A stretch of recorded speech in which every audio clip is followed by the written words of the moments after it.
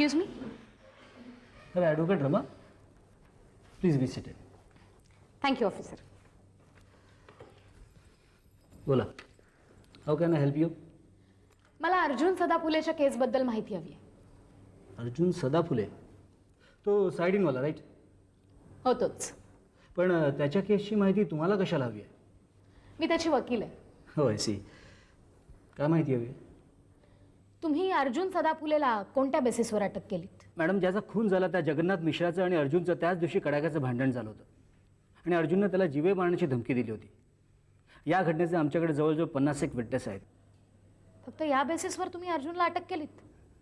नाही मॅडम, हे भांडण फक्त गवताला लागलेली काडी होती.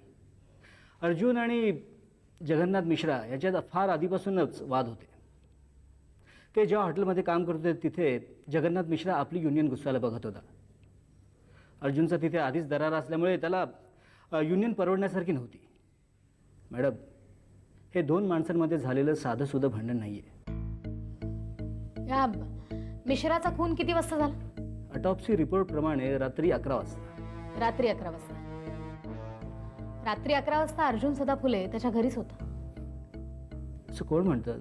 फक्त त्याची बायको. तो आजारी होता. पण मग जर तो आजारी होता तर एखाद्या डॉक्टरकडे का नाही गेला? घरीच का पडून होता? आज दुपारनंतर अचानक तुमचं डोकं दुखायला लागलं तर तुम्ही लगेच डॉक्टरकडे जाल इन्स्पेक्टर? नाही, तसं असेल तर तुम्ही फारच नाजूक आहात बाबा. मॅडम, हे सर्व वाद तुम्हाला कोर्टात घालता येतील. ते तर मी करेनच. एनिवे, या ऑटॉप्सी रिपोर्टमध्ये कॉज ऑफ डेथ काय आहे? गळा दाबून मृत्यू, स्ट्रगल टू डेथ. मिश्रा त्या रात्री प्यालेला होता, तेव्हाच तो जेवलाही असावा. कारण ऑटॉप्सी रिपोर्टमध्ये त्याच्या पोटात जवळजवळ अर्धा बाटली दारू आणि न पचलेलं अन्न सापडलं. याचाच अर्थ असा की जेव्हा त्याच्यावर हल्ला झाला that time he was drunk and not in a position of defending himself.